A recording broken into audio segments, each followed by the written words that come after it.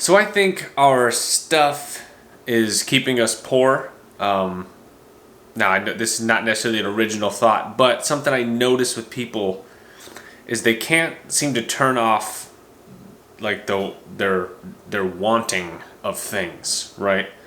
And companies know this, and I mean the entire economy is based off of you feeling some sort of lack inside, and then you wanting more. Wanting more in some senses is I was gonna say it's good. I don't know if it's good.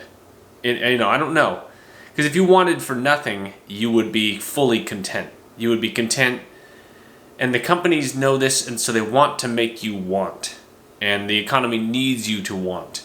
But what it does in the modern world, as I'm sure we all know, that life is really expensive. You can't have a minimum wage job and have an apartment and a car hardly, So the way that I've lived, I live a very small, low maintenance life. Like you could see, like nothing going on in here, nothing crazy. I've had this sweatshirt for like 10 years. What I always advocate for is just that. Just living a small life, making your monthly overhead so low that it's manageable. Because these are the sort of sacrifices we have to make. Now, if you have a wife and kids, different game. I'm really speaking to guys like myself, single dudes, just living life, right? For us, we can sacrifice more for ourselves in order to gain some level of financial stability. I think a really good place to be, and I'm a man of extremes, so this is kind of how I think, is every single dude walking around, imagine what your life would be like. You have 10 grand in a high yield savings account, so they give you more money for having more money, awesome, and then like 2 grand in your checking.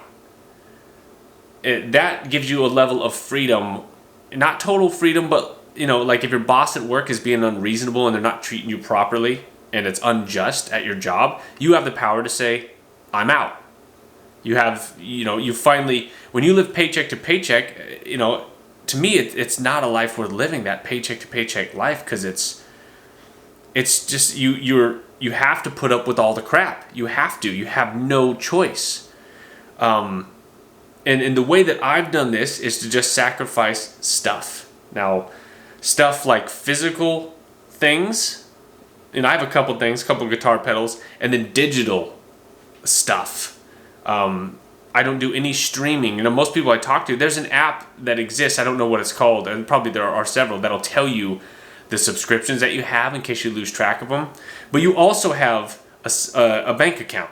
And your bank account will do the same exact thing. You go in, you say, oh, there's a transaction, there.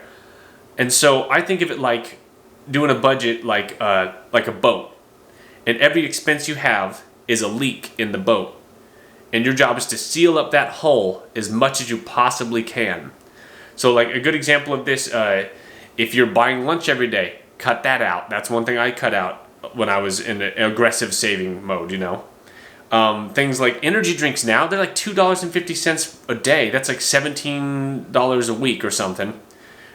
I switched to coffee, and I say get a really fancy bag of coffee. Get like a $10 to $15 bag of coffee. Not some U-Band garbage. Get some real fancy coffee. $15 for the fanciest bag of coffee. That's going to last you at least 2 weeks, and it's good stuff, right? But that's one way you can seal that boat up even more, right?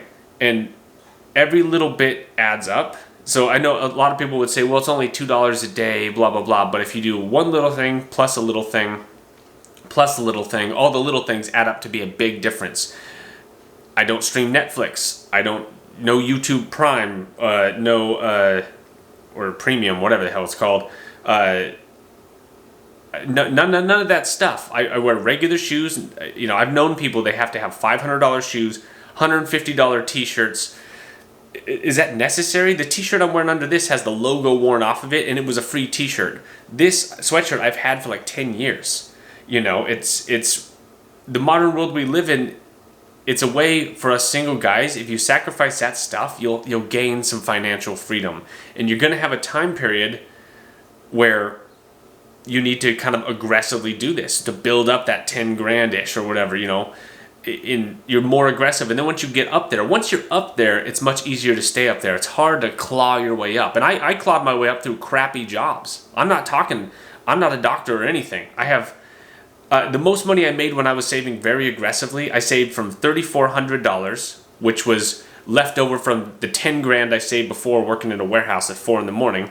I went from that 3,400 to 34,000. Now COVID gave me about 8 grand because they were just giving out money, right? But still, I worked at a place called the Chair Outlet, and we sold recliners, and the most I ever made a month was $2,900, and I only did that twice. So for the most part, I was making like $2,200, right?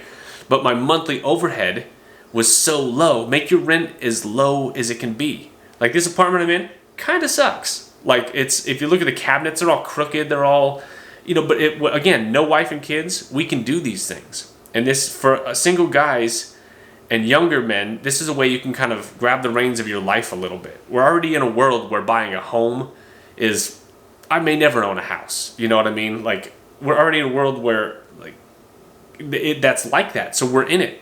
So we might as well make the best of it. You don't need to drive a Mercedes. I see younger guys at the gym, and I see enough of them that I don't think it's always dad's car. And I know for a fact a lot of people are taking on car payments that are like $400, $500, which is almost my rent, or over half my rent, right?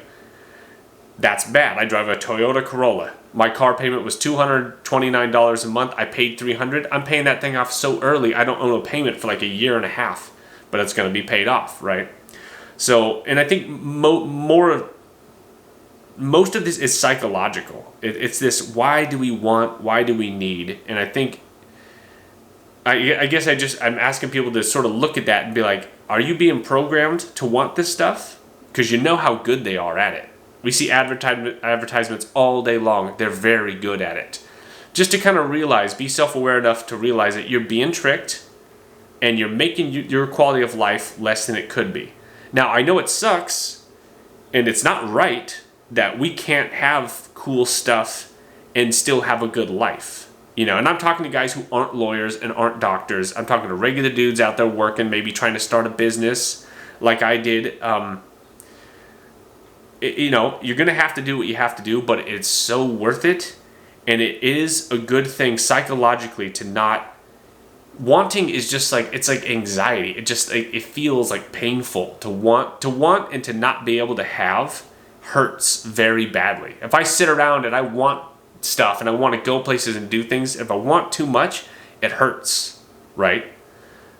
So we can stop hurting ourselves, and we can put ourselves in an advantageous position by sacrificing a little bit.